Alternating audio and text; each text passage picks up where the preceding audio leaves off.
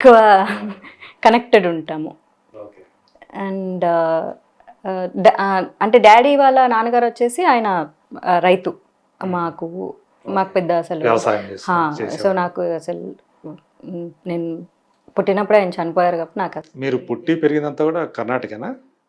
పుట్టింది కర్ణాటకలో, 5 years వరకు హుబ్లీ పుట్టాను. 5 years వరకు పెరిగింది పూణేలో, మహారాష్ట్రలో. ఎందుకంటే డాడీ అక్కడ జాబ్ చేసేవారు.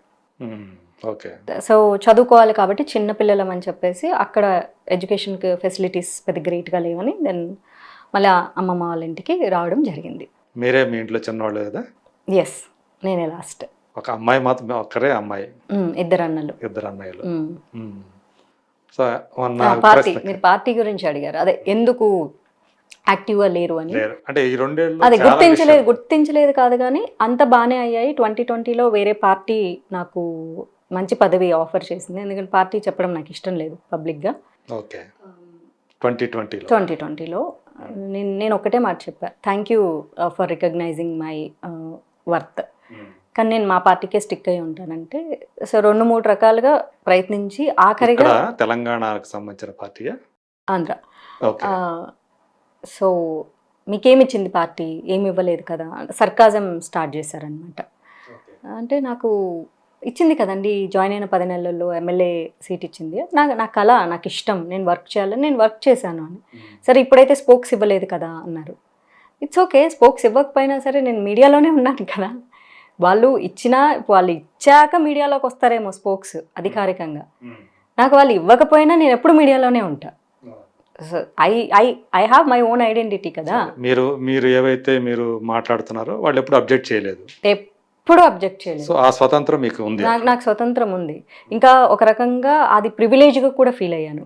ఎందుకంటే నాకు రూల్స్ రిస్ట్రిక్షన్స్ ఏమి లేవు, ఈ ప్రోటోకాలే ఫాలో అవ్వాలి, సో ఈ పాయింటే మాట్లాడాలి, అలాంటి ఏం లేవు. అది అధికారికంగా ఇచ్చినప్పుడు వాళ్ళకి కొన్ని రూల్స్ ఉంటాయి, ఆ రూల్స్ నాకు లేవు.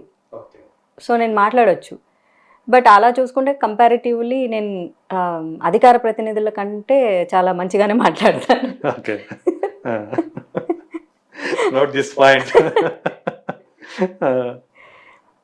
కానీ ఆ తర్వాత మా వాళ్ళకి అదే విషయం చెప్పా. సో అదే విషయం at the same time audios కూడా పంపించా. వస్తాయి మనకు, ఆడియో రికార్డింగ్ చెయ్యాల్సి వచ్చింది. నేను జనరల్గా మన ఐఫోన్లలో ఆడియో రికార్డింగ్ ఉండదు, కానీ ఇది స్పీకర్ పెట్టి ఇంకో ఫోన్లో ఆడియో రికార్డ్ పెట్టి చాలా కష్టాలు పట్టి రికార్డ్ చేసి, ఎందుకంటే మా వాళ్ళకి పంపించాలి కదా, ఇగో పక్క పార్టీ వాళ్ళు ఇలా అడుగుతున్నారు అని చెప్పడం కోసం. సో వాళ్ళు చెప్పారు వెయిట్ చేస్తే సెకండ్ లిస్ట్లో వస్తుంది అని. ఫస్ట్ లిస్ట్లో టీడీపీ నుంచి వచ్చిన వాళ్ళకి ఇచ్చేశారు, అంటే బుజ్జిగింపు చర్యగా వాళ్ళకి ఇచ్చేశారు. సరే వదిలేస్తే సెకండ్ లిస్ట్లో వస్తుంది అన్నారు. సో హ్యాండ్ ఇచ్చేశారు. అక్కడ హర్ట్ అయ్యా నేను. నాది ఎలా ఉంటుందంటే, ఇప్పుడు మా ఫ్యామిలీలో నన్ను హర్ట్ చేయకుండా ఎలా ఉంటారు, మన బ్రదర్స్తోనే మనం కొట్లాడుతూ ఉంటాం, మన అమ్మా నాన్నతోనే కొట్లాడుతుంటాం, హర్ట్ అవుతాం, అలుగుతాం, రచ్చ చేస్తాం, చాలా జరుగుతూ ఉంటాయి. నేను హర్ట్ అయ్యాను కాబట్టి నేను ఏమన్నా మా వాళ్ళనే అంటాను తప్ప నేను అందులోంచి బయటికి ఎందుకు వెళ్ళిపోతా, ఇంటి మీద వెళ్ళి ఇంట్లోంచి బయటికి వెళ్ళిపోతాం ఏంటి. పదవి ఇవ్వలేదని ఇప్పుడు చాలామంది వెళ్ళిపోయారులేండి, నేను అలా కాదు. అంటే మా పార్టీలో కొంతమంది పెద్దవాళ్ళు కూడా ఏం చెప్తారంటే, నేను ఢిల్లీ వెళ్ళినప్పుడు మన పార్టీ నీకు గనక గుర్తింపు ఇవ్వకపోతే వేరే పార్టీ నీకు గుర్తింపు ఇస్తే గనక వెళ్ళు. ఎందుకంటే ఇక్కడ నువ్వు కన్సిడర్ చేయాల్సింది, మన పార్టీకి వచ్చిన కార్యకర్తలకు వచ్చిన ముప్పేం లేదు, భయంకరంగా ఉన్నారు, చాలామంది ఉన్నారు. నువ్వు ఆడపిల్లవి, నువ్వు ఒక్కటి గుర్తుపెట్టుకో, కన్సర్న్తో చెప్తాను, నీ ఏజ్, నీ టైము, నీ జీవితం చాలా ఇంపార్టెంట్. ఇక్కడ మగోడ్లా కాదు, ఒప్పుకున్నా ఒప్పుకోకపోయినా ఆడపిల్ల లైఫ్ చాలా వాల్యుబుల్. సో నీకు ఎక్కడ గుర్తింపు వస్తే అక్కడ వెళ్ళిపో. మన పార్టీ ఇవ్వకపోతే, ఇస్తే ఉండు, మనం గెలవం ఎలాగూ ఆ తెలుగు స్టేట్స్లో, బట్ స్టిల్ ఏదన్నా ఇస్తే తీసుకో, ఇవ్వకపోతే వెళ్ళు. బట్ దేశం ధర్మం మర్చిపోకు, ఐడియాలజీకి స్టిక్ అయ్యి ఉండు. పార్టీ ఏదైనా ఐడియాలజీ సేమ్. అది కూడా పార్టీ ఏంటంటే రీజనల్ పార్టీస్, మళ్ళీ sorry not Congress or something, any regional parties, earlier ఎన్డీఏతో ఉన్న పార్టీస్ అవ్వచ్చు, లేకపోతే అలయన్స్లో ఉన్న పార్టీస్ అవ్వచ్చు, అట్లా ఏదైనా సరే ఆ భావజాలంతో నడిచే పార్టీలు ఉంటాయి కదా, వాళ్ళు ఆఫర్ చేసేయాలని. బట్ నేను అప్పటికి కూడా నా మొండితనం, నా స్టూపిడిటీతో కాషాయం కమలం వదిలే సమస్య లేదు అని నా పార్టీకే స్టిక్ అయి ఉన్నా సరే ఆ సెకండ్ దేశం ధర్మం ఏదో ఈ పార్టీలోనే అని ఏదో చెప్పేసి అనుకున్నారు. చేద్దాము అనుకొని సో అండ్ సెకండ్ లిస్ట్లో కూడా నా పేరు రాలేదు. సో అప్పుడు బాగా హర్ట్ అయినా నేను మీడియాలో కనిపించడం అయితే మానలేదు, సగం తగ్గించా అప్పటికి. ఎలాగో వేరే అధికార ప్రతినిధులు ఉన్నారు కదా మాట్లాడుకొని మనం ఏం చేసేదని సగం తగ్గించి సగం అవసరమైన చోట మాట్లాడుతూ వచ్చినప్పుడు 2021లో it was a big issue, మీకు కూడా తెలిసి ఉంటుంది. ఈ టెంపుల్ డెమాలిషన్ గురించి ఒకటి, అంబేద్కర్ గారు హక్కులు ఒక్కటే కాదు విధులు కూడా ఇచ్చారు, ఫాలో యువర్ డ్యూటీస్ అని చెప్పినందుకు ఆ ఫాలో యువర్ డ్యూటీస్ని కట్ చేసి లేపేసేసి అంబేద్కర్ని తిట్టిన మాధవీలత అని క్యాస్ట్ బేస్డ్ తీసుకొచ్చి, క్యాస్ట్ ఎందుకు నాకు ఈ రోజుకి రాజ్యాంగం 290 మందికి పైగా రాస్తే వాళ్ళందరూ ఏమైపోయారో తెలియదు, కానీ ఒక్కరు కులాలకు అంటగట్టుకొని మనం ఎంతో గౌరవం ఇస్తున్న అంబేద్కర్గా అందరూ నోరు మూసుకొని ఫాలో అవుతున్నాం.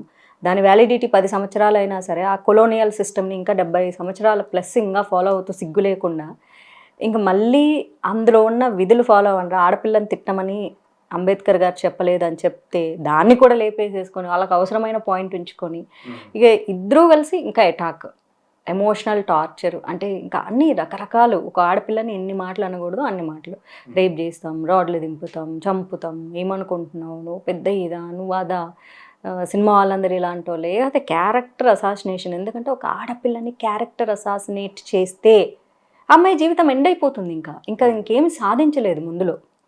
ఇక ఏం చేసినా సరే ఒక మగాడి క్యారెక్టర్ అసాసినేషన్ చేస్తే ఏం కాదు, నువ్వు అవినీతి పరుడన్నా ఏం కాదు, నువ్వు 10 మందితో తిరిగిన కాదు, బట్లిప్పి వీడియోలలో కనిపించిన వాళ్ళు ఎంపీలుగానే కొనసాగుతూ ఉంటారు, వాళ్ళంతా చూపించుకొని వాళ్ళు తిరుగుతున్నా సరే వాళ్ళు సిగ్గు లేకుండా పార్లమెంట్లో వాళ్ళు అలాగే ఉంచుతూ ఉంటారు, అసెంబ్లీలలో వాళ్ళు పోతూనే ఉంటారు, మసాజులు చేస్తామని అడిగిన ఆడియోలు బయటికి చేసిన వాళ్ళు ఎమ్మెల్యేలుగా మినిస్టర్లుగా కొనసాగుతూనే ఉంటారు, ఇవన్నీ ఏం కాదు. కానీ అంతే ఒక ఫేక్ ఇది క్రియేట్ చేసి పబ్లిసిటీ చేసేసారు. నేను హర్ట్ అయ్యా.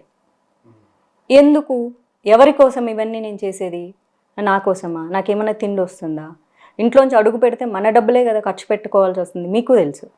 Once we step out from the door, driver, petrol, ప్రతిదీ, మనిషి, తిండి అన్నీ మనవే కదా. ఎవడిస్తాడు రాజకీయంలో మనకు డబ్బులు? ఎవ్వరు ఇవ్వరు. అంటే సినిమాల ద్వారానో ఈవెంట్ల ద్వారానో ఏదో డిజిటల్ మీడియా ద్వారానో సంపాదించుకున్న డబ్బుల్ని ఎవరి కోసం ఖర్చు పెడుతున్నా, ఏదో ఒక రోజు నాకంటూ ఒక అధికారం వస్తే ప్రజలకు మంచి చేయాలనే కదా, వాళ్ళ దగ్గర నుంచి నేనేం దోచుకొని తింటాను? నాకు అంత ఇంట్రెస్ట్ లేదు. ఏదైనా చేయాలన్నా ప్రజలకు చేయాలన్నా ఏదో ఒక చేతులు మీ చేతులు ఒక పదవి అన్నట్టు ఉండాలి. డబ్బులు సంపాదించాలనుకుంటే సినిమా ఇండస్ట్రీ కంటే గొప్ప ప్లేస్ ఎక్కడ ఉందండి? నన్ను అడిగితే నేను చెప్తా, మనీ ఎర్నింగ్ ప్లేస్ అంటే సినిమా ఇండస్ట్రీ. దట్టు ఒక్కసారి గుర్తింపు వచ్చిన తర్వాత industry is the biggest place to earn money. ఈజీగా సంపాదించవచ్చు. తక్కువ కాలంలోనే ఎక్కువ సంపాదించేంత బిగ్గెస్ట్ ప్లాట్ఫామ్ ఏదన్నా ఉంది అంటే ఒక సినిమా ఇండస్ట్రీనే ఉంది. ఒక సినిమా చేస్తే వచ్చే డబ్బుల కంటే తర్వాత ఇనాగరేషన్స్ చేసుకోవచ్చు, ఈవెంట్స్ చేసుకోవచ్చు, పర్ఫార్మెన్స్లు చేసుకోవచ్చు, సోషల్ మీడియా ప్రమోషన్స్ చేసుకోవచ్చు, అంత ఎవ్రీథింగ్ ఈజ్ మనీ కదా. మేము అడుగు పెడితే మా సమయమే డబ్బు కదా. కాస్త పాపులారిటీ వచ్చేసిందంటే మీకు ఎన్ని వస్తాయో బ్రాండ్లు చాలా వస్తాయి, అంబాసిడర్ గా చేయమని చెప్పేసి గోల్డ్, అన్ని డబ్బులే కదా, ఎవ్రీవేర్ మనీ కదా. 360 degreesలో చూస్తే ఒక కలర్ఫుల్ లైఫ్ అంటే జనాల మధ్య కలర్ఫుల్ లైఫ్ కాదు, కలర్ఫుల్ నోట్స్ కూడా ఉంటాయి చుట్టూ, అన్ని రంగుల మనకు నోట్లు ఉన్నట్టు, పచ్చది, పింక్ది, అలా రంగురంగుల నోట్లన్నీ ఉంటాయి కదా. అలాంటి రంగుల ప్రపంచం వద్దనుకోండి. ఎందుకంటే మీకు పదవి కావాలి, ఏం చేసుకోవడానికి పదవి? పొద్దున్న లేస్తే మీరు తిట్టే పదవులే కదా. రాజకీయం అంటే ప్రతి ఒక్కరికి అలుసు. ఒక నోబెల్ ప్రొఫెషన్ని పట్టుకొని మీరు సిగ్గులేని మొహాలు, మీరు అదిలేని మొహాలు, మీరెంత, మీరు మమ్మల్ని దోచుకుంటారు. నేను ఎవరిని దోచుకున్నాను? నాకేం పదవులు ఉన్నాయని, ఏం పదవులు పోషించానని నేను ప్రజల్ని దోచుకుంటాను? నేను దోచుకోవాలని నాకు ఏదో ఒక పదవి ఉండాలి కదా. ఇదంతా ఈ ట్రోలింగ్స్ కానివ్వండి, ఇవన్నీ చేసినప్పుడు కమిషనరేట్కి వెళ్ళి కంప్లైంట్ చేశాను నేను. That was a big issue, మీకు కూడా తెలిసి ఉంటుంది, యువర్ ఇన్ టు ఫీల్డ్. అప్పుడు కూడా నా పార్టీ నాకు సహకరించలే. 2 రాష్ట్రాల నుంచి ఆంధ్రాలో టెంపుల్స్ కూలగొడుతున్నప్పుడు మరి ఆంధ్ర బీజేపీ మాట్లాడాలి కదా. మరి ఆంధ్రాలో కంటెస్ట్ చేసిన అమ్మాయిని కదా నేను. అండ్ తెలంగాణలో ఇంత మాట్లాడుతున్నప్పుడు ఇక్కడ కూడా పనిచేసా కదా, ప్రతిదానికి పనిచేసా కదా. కార్పొరేషన్ ఎలక్షన్స్కి, కార్పొరేటర్ ఎలక్షన్స్కి, అప్పటికి జిహెచ్ఎంసీ అయిపోయినాయి, అప్పటికి జిహెచ్ఎంసీ అయిపోయినాయి, ఎమ్మెల్సీ అన్ని ఎలక్షన్స్ అయిపోయినాయి. అప్పటికి అందరికీ పనిచేశాను కదా. మళ్ళీ వీధి ఇల్లు తిరిగాను కదా. క్యాంపెయిన్ చేశాను కదా, ఒక్కళ్ళన్న మాట్లాడాలనా? ఎవ్వరు మాట్లాడాలి. ఆ కమిషనరేట్ వరకు వెళ్ళడానికి మన మాజీ ఎమ్మెల్సీ, మా పార్టీ మాజీ ఎమ్మెల్సీ రామచంద్రరావు గారు ఆయన హెల్ప్ చేశారు. ఆ లెటర్ రాసివ్వడం కానీ, సజ్జనార్ గారికి కాల్ చేయడం కానీ, ఎందుకంటే because professionally is a lawyer కాబట్టి ఓకే. ఆ డ్రాఫ్ట్ ఇవ్వడం అదంతా ఆయన చేసి ఇచ్చారు నాకు. అదర్ దాన్ దట్ రెస్పాండ్ అవ్వాల్సిన వాళ్ళు ఒక్కళ్ళు కూడా రెస్పాండ్ అవ్వలేదు. ఒక్క మహిళా లీడర్లు కూడా రెస్పాండ్ అవ్వలేదు. మీకు న్యాయం జరిగింది అప్పుడు? సజ్జనార్ గారు చేశారు. ఓకే. వితిన్ 3 days పట్టుకున్నారు, జైల్లో వేశారు. ఎవరైతే ఎస్ మీ గురించి అసభ్యంగా మాట్లాడారు, థ్రెట్ చేశారు, కాల్ చేసి మరీ చెప్పారు నాకు కమిషనరేట్ ఆఫీస్ నుంచి. అదే నేను మీడియా అందరికీ కూడా ఇన్ఫార్మ్ చేశాను. ఐ షుడ్ అప్రిషియేట్ మీడియా, చాలా సపోర్ట్ చేసింది నాకు ఆ సమయంలో. అట్ ద సేమ్ టైం వాళ్ళు కూడా వితిన్ 3 daysలో పట్టుకునేసారు. కానీ ఆఫ్ కోర్స్ మళ్ళీ బెయిల్ మీద వచ్చేస్తారు. ఇంకా తెలిసిందే, మనం ఇంకేమీ చేయలేము. పెద్ద పెద్ద క్రిమినల్సే వచ్చేస్తున్నారు, ఇంకా వీళ్ళని బయటికి కానీ నేను కూడా బీజేపీ అనే కుటుంబంలో సభ్యురాలిని కదా. ఎవరి కోసం నేను నోరెత్తి మాట్లాడుతున్నాను అంటే సమాజం బాగుండాలని. కానీ ఆ సమాజంలో బీజేపీ అన్నది ఒక కుటుంబం అయితే నేను కూడా ఫ్యామిలీ మెంబర్ని కదా. ఫ్యామిలీ మెంబర్ మీద ఇంతమంది మాట్లాడుతున్నప్పుడు మా పార్టీలో ఒక్క మగోడికి నోరు రాలేదా? ఒక్క ఆడదానికి నోరు రాలేదా? మా పార్టీ అమ్మాయిని అనొద్దని. అప్పుడు మీరు ఒంటరితనం ఫీల్ అయిపోయారా? డెఫినెట్గా ఫీల్ అవుతాను. ఎందుకంటే నేను ఇండిపెండెంట్ క్యాండిడేట్ కాదు, నేను ఒక పార్టీలో సభ్యురాలిని. దట్టు నేను ఒక కాన్స్టిట్యుయెన్సీ నుంచి కంటెస్ట్ చేశాను, ఆంధ్ర నుంచి అండ్ తెలంగాణ నుంచి నాకు సభ్యత్వం ఉంది. రైట్ అండి. కానీ బీజేపీ అంటే మిగతా అన్ని పార్టీలకి దీనికి ఉన్న తేడా ఏంటంటే అందరికీ ఇక్కడ అవకాశం ఉంటుంది. కుటుంబ పార్టీ కాదు ప్రధానంగా ముందర. సో మిగతా అన్నీ కూడా ఆ కుటుంబాలు, ఆ వారసులను బేస్ చేసుకుని నడిచేవి. కానీ బీజేపీ అనేది అలాంటి పార్టీ కాదు. సో అందులో పార్టీలో ఉన్న వాళ్ళకి irrespective of gender, irrespective of caste, religion దొరుకుతుంది. అందరికీ కూడా ఆ వాల్యూ ఉంటుంది, ప్రొటెక్ట్ చేసుకుంటారు అనే ఒక పేరు ఉన్నప్పుడు మాధవీలతకి ఎందుకు రాలేదు అది? నేను కూడా అదే అన్నాను కదా, ఇది కుటుంబ పార్టీ కాదు, పార్టీనే కుటుంబం అంటున్నాను. అదే అవును. అలాంటప్పుడు మరి నేను వాళ్ళ ఇంట్లో ఆడపిల్లనే కదా. కుటుంబ సభ్యుల్ని ఎవరు ప్రొటెక్ట్ చేసుకుంటారు? కుటుంబ పెద్దలే కదా. ఎగ్జాక్ట్లీ. సో ఒకరోజు నాకు మీడియా వాళ్ళు, ప్రతి మీడియా ఛానల్ వచ్చి నా ముఖం మీద మైక్ పెట్టి, మీ పార్టీ వాళ్ళు ఈ విషయంలో నీకు సపోర్ట్ చేస్తున్నారా, మీ పార్టీ వాళ్ళు ఈ విషయంలో నీకు సపోర్ట్ చేస్తున్నారా? అఫ్కోర్స్ ఏ హిందుత్వ సంఘాలు కూడా రాలేదు, టెంపుల్స్ గురించి కదా మాట్లాడింది. అంటే హిందువుల్లో యూనిటీ లేదు, ఆ సంగతి నేను ముఖం మీద చెప్పేస్తాను. హిందువుల్లో యూనిటీ లేదు, మా పార్టీలో కూడా యూనిటీ లేదు.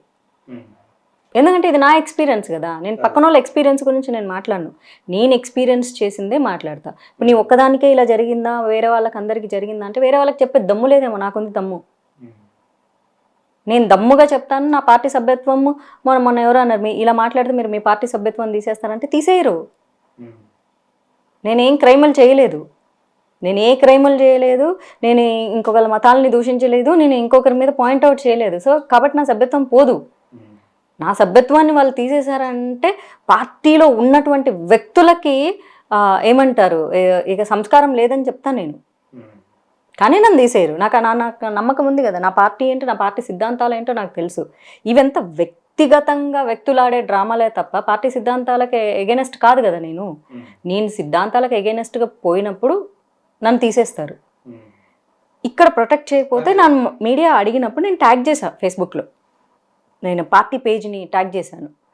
ఎవడు పట్టించుకోవట్లేదు, సంథింగ్ ఏదో పెట్టాను, గుర్తులేదు. ఇంతే నా ఫ్రస్ట్రేషన్ పెట్టాను. బండి సంజయ్ గారు ఫోన్ చేశారు. ఫోన్ చేసి, అమ్మ హిందుత్వం గురించి